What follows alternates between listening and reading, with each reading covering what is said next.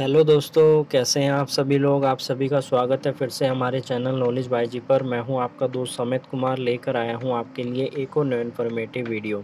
आज हम इस वीडियो में सीआरपीसी के इम्पोर्टेंट एमसीक्यू को कवर करने वाले हैं, साथ ही हम कंसेप्ट को भी कवर करेंगे। आज वीडियो थोड़ी सी इस तरीके से आने वाली है। एक्चुअली मेरा जो पीसी है वो सही नहीं है, उसमें कुछ टेक्निकल फॉल्ट आ गया है, इस वजह से मैं वीडियो भी आज जल्दी नहीं बना पाया। तो इसलिए इस वीडियो को आज हम स्टार्ट करने वाले हैं। अगर आप भी हमारे साथ जुड़कर सीआरपीसी को कंप्लीट करना चाहते हैं तो आप हमारे साथ जुड़ सकते हैं। हम डेली जो है सीआरपीसी के इम्पोर्टेंट क्वेश्चंस को कवर करते हैं। जैसा कि आपको स्क्रीन पर दिख रहा होगा, पहला हमारा इम्पोर्टेंट क्वेश्चन क्या है, इसके बारे में डिटेल में डिस्कस करते हैं। तो गाइज, हमारा फर्स्ट एमसीक्यू क्या कहता है। फर्स्ट एमसीक्यू यह कहता है कि सीआरपीसी के सेक्शन 82 के अनुसार जब भी किसी पर्सन को प्रोक्लेम्ड ऑफेंडर जो है कर दिया जाता है, तो ऐसे में प्रोक्लेम्ड ऑफेंडर करने के बाद उसे अपीयरेंस होने के लिए बुलाया जाता है, लेकिन वो अपीयर नहीं होता है तो उसे प्रोक्लेम्ड ऑफेंडर घोषित कर दिया जाता है। उसके बाद सेकंड ऑप्शन होता है कि अब उसकी प्रॉपर्टी को जो है अटैच किया जाए, यानी कि जो भी उसने क्राइम किया है वो भाग रहा है, अब यहाँ पर उसकी प्रॉपर्टी भी अटैच हो सकती है। प्रॉपर्टी अटैचमेंट के संबंध में सीआरपीसी के सेक्शन 83 में डिफाइन किया गया है और इसी से रिलेटेड हमारा आज का क्वेश्चन भी है। क्या कहता है क्वेश्चन यही कहता है कि जो अटैचमेंट की जा रही है, ऐसे में जो अटैचमेंट हो रही है, क्या उसमें उसकी पूरी की पूरी प्रॉपर्टी या प्रॉपर्टी के कुछ पार्ट को डिस्पोज किया जा सकता है। फर्स्ट ऑप्शन ये कहता है। सेकंड ऑप्शन क्या कहता है कि पूरी की पूरी प्रॉपर्टी या फिर प्रॉपर्टी के कुछ पार्ट को रिमूव किया जा सकता है जिस कोर्ट के पास उसका ज्यूरिडिक्शन है। थर्ड क्या कहता है, थर्ड ये कहता है या तो फर्स्ट कंडीशन होगी या फिर सेकंड कंडीशन होगी, कोई भी कंडीशन हो सकती है इसमें से। फोर्थ ऑप्शन ये कहता है कि ये दोनों कंडीशन को एग्जिस्ट करेंगे। तो इसका जो सही जवाब है, ये इसका सही जवाब है हमारा ऑप्शन नंबर 3, जो आपको सेक्शन 83 सीआरपीसी में देखने को मिलेगा। अब हम डिस्कस करने वाले हैं हमारे नेक्स्ट जो एमसीक्यू के बारे में। तो अब डिस्कस करते हैं हमारे सेकंड इम्पोर्टेंट सीआरपीसी के क्वेश्चन के बारे में, जो आपको स्क्रीन पर ऑलरेडी दिख रहा होगा। यह क्वेश्चन क्या कहता है कि इन सभी ऑप्शंस में से कौन सा एसेंशियल ऑप्शन है जो यह कहता है कि सीआरपीसी में सेक्शन 100 के अंदर अगर सर्च किया जा रहा है तो उन सभी में से इन सभी में से कौन सा एसेंशियल ऑप्शन नहीं है सर्च का, जो सीआरपीसी के सेक्शन 100 में लिखा हुआ है। कौन कौन से ऑप्शन है, ऑप्शन को पढ़ते हैं, फिर हम इसका जवाब आपको देंगे कि कौन सा सही जवाब है। और सेक्शन 100 सीआरपीसी की आज की हमारी सेक्शन होने वाली है, जिसके बारे में हम डिटेल में भी आप सभी के साथ डिस्कस करने वाले हैं। तो ऑप्शन पढ़ता हूं मैं। सबसे पहला ऑप्शन क्या कह रहा है कि जहां पर भी सर्च किया जा रहा है वहां पर विटनेसेस को बुलाया जाएगा। वो विटनेसेस होंगे जो वहां की लोकेलिटी के निवासी हैं, उनको बुलाया जाएगा, उनको उस प्लेस पर सर्च करने के लिए एज एन विटनेस बनाया जाएगा। पहला ऑप्शन ये है। दूसरा ऑप्शन क्या कहता है, दूसरा ऑप्शन ये कहता है कि जब भी सर्च किया जाएगा तो एक सर्च मेमो तैयार किया जाएगा और जो भी वो विटनेस वहां पर बुलाए गए हैं तो उनको एज एन विटनेस बनाकर सिग्नेचर करवाए जाएंगे, जैसा कि पहले ऑप्शन में हमने समझा था कि जो भी निवासी होंगे उनको विटनेस बनाया जाएगा और उनके साइन करवाए जाएंगे। थर्ड ऑप्शन क्या कहता है कि वहां के जो निवासी है जहां पर सर्च किया जा रहा है वो वहां पर आ सकते हैं जहां पर इस तरीके का सर्च किया गया है, यानी कि जो भी ऑक्यूपेंट है, ऑक्यूपेंट यानी कि निवासी जो है वहां पर अटेंड हो सकते हैं और उस प्लेस पर जहां पर सर्च हो रहा है। फोर्थ ऑप्शन क्या कहता है कि जो एक्यूज्ड पर्सन है उसके भी क्या सर्च मेमो पर सिग्नेचर होंगे। तो इसका सबसे सही जवाब क्या है, आप क्वेश्चन को एक बारी ध्यान से पढ़िएगा। क्वेश्चन में नेगेटिव चीज कही गई है कि कौन सा एसेंशियल नहीं है। तो फर्स्ट जो 3 ऑप्शन है वो बिल्कुल सही है और फोर्थ ऑप्शन यानी कि गलत है, तो इसका फोर्थ जो है बिल्कुल सही ऑप्शन है। तो अब हम समझेंगे अपनी सीआरपीसी की सेक्शन 100 को, ताकि आपको और अच्छे से क्लियर हो जाए कंसेप्ट। तो गाइज अब हम रीड करते हैं सेक्शन 100 सीआरपीसी को। स्क्रीन काफ़ी छोटी है इसलिए पहले मैं सब सेक्शन को पढ़ूंगा, उसके बाद आपको समझाऊंगा ताकि आप अपने बे एक्ट में देख रहे हैं तो आपको हर एक चीज़ के बारे में पता हो। सब सेक्शन 1 क्या कहता है कि whenever any place liable to be search or inspect under this chapter is closed, any person residences or being in charge of such place shall on demand of the officer or other person execute the warrant or on produce of warrant allow him free ingress thereto and afford or reasonable facility for a search therein। यानी कि sub section 1 क्या कहता है, section 100 का यही कहता है कि जब भी जहां पर भी किसी जगह पर सर्च करने की ज़रूरत है लेकिन वो ऑफिसर खुद वहां पर नहीं आ रहा है, उसके कोई भी इमरजेंसी है, तो वहाँ पर वो ऑफिसर किसी दूसरे पर्सन को कह देता है कि आप उस प्लेस पर चले जाइए। यानी कि जो भी नियरेस्ट पर्सन वहाँ पर होगा उसको वहाँ पर सर्च करने के लिए भेजा जा सकता है और उसे अलाउ किया जा सकता है कि वो फ्रीली उस प्लेस पर जाकर सर्च करेगा। साथ ही उसे रीजनेबल फैसिलिटी भी दी जाएगी वहाँ पर सर्च करने के संबंध में, प्रवेश करने के संबंध में। क्योंकि किसी भी प्लेस पर सर्च कब किया जाता है, क्योंकि या तो कोई अपराधी वहाँ पर छुपा होता है या किसी ने कोई चोरी की प्रॉपर्टी एंड सो ऑन कोई भी चीज़ छुपाई होती है। अब बात करते हैं इसके सबसेक्शन 2 के बारे में। सबसेक्शन 2 को पढ़ते हैं। If ingress into such place can not be so obtain, यानी कि उस प्लेस पर जहाँ पर वो सर्च करने के लिए वो व्यक्ति जा रहा है वहाँ पर सर्च करने में उसे परेशानी हो रही है या उसे सर्च नहीं करने दिया जा रहा है, then the officer or other person execute the warrant may proceed in a manner provide subsection 2 of section 47। यानी कि सेक्शन 47 के सबसेक्शन 2 में दिए गए प्रोविज़न के अनुसार जो पुलिस ऑफिसर जिसने उसको यह कहा था कि आप उस प्लेस पर जाके सर्च कीजिए वो सब है, या फिर कोई और ऑफिसर जो कि वारंट को एग्जीक्यूट कर रहा है वो खुद जाकर वहां पर इस तरीके के प्रोविज़न का इस्तेमाल करेगा जो सेक्शन 47 के सबसेक्शन 2 में प्रोवाइड किए गए हैं। अब हम समझते हैं सबसेक्शन 3 के बारे में, सेक्शन 100 सीआरपीसी की क्या कहता है, पहले रीड आउट करते हैं। वेयर एनी पर्सन इन और about such place is reasonably suspected of concealing about his person any article for which search shall be made। यानी कि ये क्या कह रहा है कि जहां पर भी सर्च जो है बनाया जा रहा है वहां पर कोई भी व्यक्ति जो है जिस प्लेस पर सर्च करने के लिए गए हुए हैं वहां पर वो उस व्यक्ति के किसी आर्टिकल को छुपा रहा है तो ऐसे में वहां पर सर्च किया जा सकता है। और अगर कोई भी पर्सन जहां पर सर्च करने के लिए गया है और उस जगह पर वहां पर वो एक वुमेन पर्सन है तो ऐसे में ऐसे सर्च जो है वुमेन ऑफिसर के द्वारा ही बनाए जाएंगे और जहां पर भी सर्च करने के लिए वो वुमेन जा रही है दूसरी वुमेन की डिसेंसी का भी ध्यान रखा जाता है। तो ये हमारा कहता है सबसेक्शन 3। अब हम बढ़ते हैं हमारे अगले सबसेक्शन के बारे में, स्क्रीन को भी चेंज कर लेते हैं। सबसेक्शन 4 को अब हम पढ़ते हैं। सबसे पहले मैं रीड आउट करूंगा ताकि आप अच्छे से इस चीज़ को समझ सके। Before making a search under this chapter, the officer or other person about to make it shall call up 2 or more independent and respectful inhabitant of the locality in which the place to be searched is situated or of any other locality if no such inhabitant of said locality is available or is willing to be a witness to the search to attend and witness the search and may issue an order in written to them or any of them so to do। यहीं से हमारा जो था MCQ बना था। क्या कह रहा है सबसेक्शन 4 कि इस चैप्टर के अंदर जहां भी सर्च बनाया जाता है तो वहां पर सर्च करने से पहले हमें कुछ कंडीशन है जिनको पूरा करना होता है। उस ऑफिसर की या उस पर्सन की ड्यूटी होती है जो वहां पर सर्च करने के लिए आया है। क्या करेगा, उस लोकेलिटी के जितने भी निवासी है, रिस्पेक्टफुल जो निवासी है, उन सभी में से 2 या 2 से ज़्यादा पर्सन को बुलाया जाएगा और बुलाकर उस प्लेस पर वहाँ पर एज एन विटनेस बनाया जाएगा। अगर वहाँ पर उस लोकेलिटी में कोई भी पर्सन नहीं है तो किसी अदर लोकेलिटी से पर्सन बुलाकर वहाँ पर उनके समक्ष जो है यहाँ पर क्या किया जा सकता है, सर्च किया जाएगा और जो उन्हें यहाँ पर विटनेस बनाया जाएगा।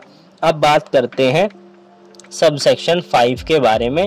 सबसेक्शन 5 को रीड करते हैं। The search shall be made in their presence and list of all things seized in the course of such search and of the place in which they are respectfully found shall be prepared by such officer or other person and signed by as an witness, but no person witnesses a search under this section shall be required to attend the court as an witness of the search unless special summoned by it. यानी कि यहाँ से भी आपके बहुत से MCQ के question बन सकते हैं एग्जाम पॉइंट ऑफ व्यू के लिए। क्या कहता है सबसेक्शन 5? सबसेक्शन 5 केवल यही कहता है कि जहाँ पर सर्च बनाया जा रहा है वहाँ पर उन पर्सन की प्रेजेंस होनी चाहिए जो उस लोकेलिटी से बिलोंग करते हैं।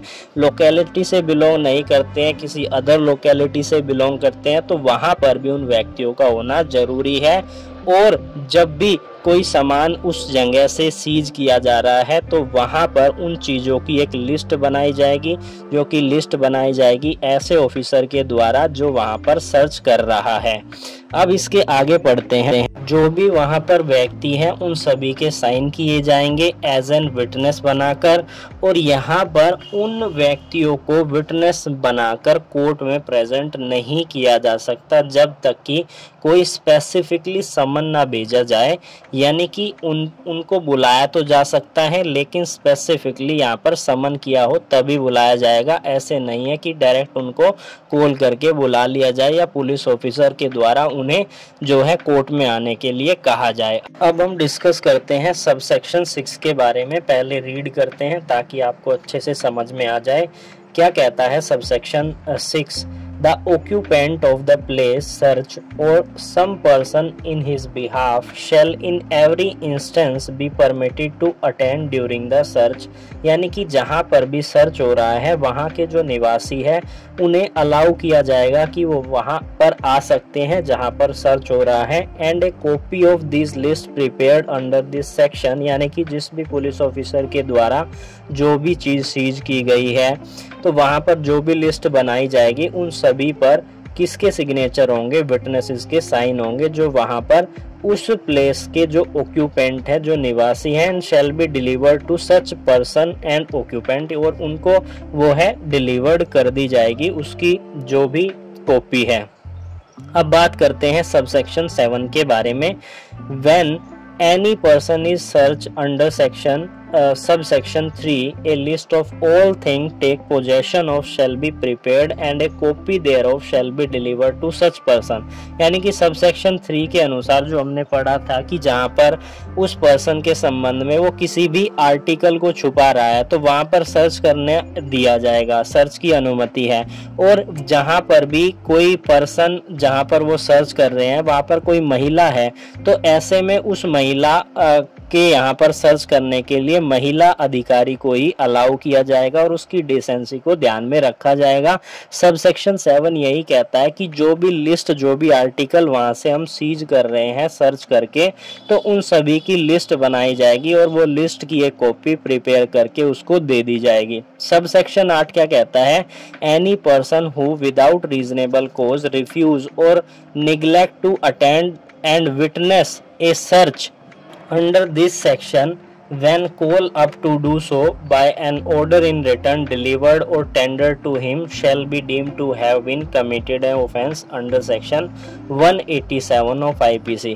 यानी कि कोई भी अधिकारी जब भी किसी प्लेस पर सर्च करने के लिए जाता है और वहाँ पर उसे कोई वहाँ पर लोकेलिटी के जो भी रिस्पेक्टफुल इनहेबिटेंट है या ऑक्यूपेंट है वो नहीं मिलते हैं, यानी कि निवासी नहीं मिलते हैं, कोई बाहर का बंदा है, बाहर का बंदा वहाँ से गुजर रहा है, तो उसको वहाँ पर एज एन विटनेस बनाने के लिए उस प्लेस पर सर्च करने के लिए कहा जा रहा है और वो जानबूझकर मना कर रहा है, निगलेक्ट कर रहा है, तो ऐसे में वो एक अपराध कर रहा है। वो कौन सा अपराध कर रहा है? आईपीसी के अंदर सेक्शन 187 का अपराध कर रहा है। अब क्या कहता है सेक्शन 187, इसको भी मैं आपको बता देता हूँ। जब कभी भी किसी भी पुलिस सर्वेंट को आपकी जरूरत है, आपकी सहायता की जरूरत है और आप उसे मना करते हैं, तो आप एक तरीके का अपराध करते हैं, क्योंकि वो व्यक्ति लॉफुली बाउंड है ऐसा कार्य करने के लिए, लेकिन आप वहां पर मना कर रहे हो उसे, तो इस तरीके से आप ओमिशन कर रहे हो, एक ऑफेंस क्रिएट कर रहे हो आईपीसी के सेक्शन 187 के अनुसार।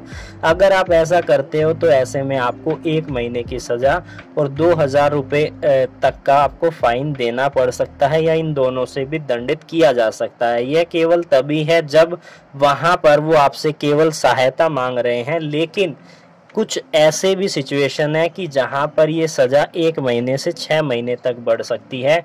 यह कब हो सकता है?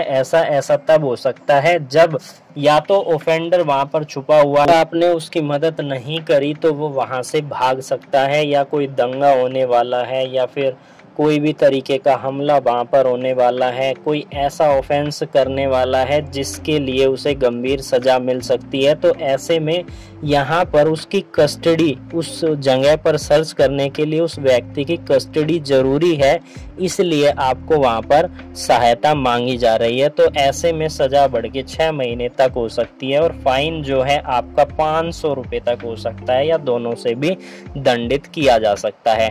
अब हम समझते हैं अपने नेक्स्ट एमसीक्यू के बारे में। एमसीक्यू क्या है कि कब वाइफ जो है कोई भी मेंटेनेंस लेने के लिए हकदार नहीं है। सीआरपीसी के सेक्शन 125 के अंदर 125 को मैं डिटेल में आपके साथ डिस्कस कर चुका हूं। अगर आपने मेरी वो वीडियो नहीं देखी है तो उस वीडियो को ज़रूर देख लीजिएगा। कब वो एंटाइटल नहीं होगी? 4 ऑप्शन है। पहला ऑप्शन ये कहता है कि जब वो डिवोर्स ले लेती है अपने हस्बैंड से और दोबारा से रीमैरिज कर लेती है। सेकंड ऑप्शन है कि वो अपने आप को मेंटेन करने में सक्षम नहीं है। तीसरा ऑप्शन है कि वो जो है मिस्ट्रेस के ग्राउंड को लेकर वहां से क्या कर जाती है, चली जाती है अपने हस्बैंड को छोड़कर, या फिर वो अडल्ट्री के लिए लायबल होते हैं। तो ऐसे में कब वाइफ जो है मेंटेनेंस के लिए लायबल नहीं होगी, कब उसे मेंटेनेंस अलाउ नहीं होगा? जब वो अडल्ट्री का ऑफेंस करती है। तो इसके लिए जो 4th ऑप्शन है वो बिल्कुल सही जवाब है। अब हम डिस्कस करेंगे अपने नेक्स्ट एमसीक्यू के बारे में। हमारा नेक्स्ट एमसीक्यू है कि जब भी किसी भी पर्सन को जेल के अंदर बंद रखा जाता है और उसको 19 डेज और 16 डेज हो चुके हैं according to the section 167 of CrPC. Section 167 CrPC में एक समय सीमा दी हुई है 19 और 16 डेज की। अगर वो समय कंप्लीट हो जाता है तो उसके बाद एक्यूज पर्सन को डिफॉल्ट बेल का राइट मिल जाता है। तो ऐसे में चार्जशीट फाइल नहीं हुई है और 90 और 60 दिन पूरे हो चुके हैं। तो इसके अनुसार यहाँ पर कौन सा प्रोसीजर जो है फॉलो किया जाएगा? तो अगर आपने मेरी अभी तक की जो भी कही हुई बातें अगर सुनी है तो आपको ऑलरेडी इसका जवाब मिल चुका होगा। पहला ऑप्शन क्या कहता है कि एक्यूज को डिस्चार्ज किया जाएगा अनकंडीशनली।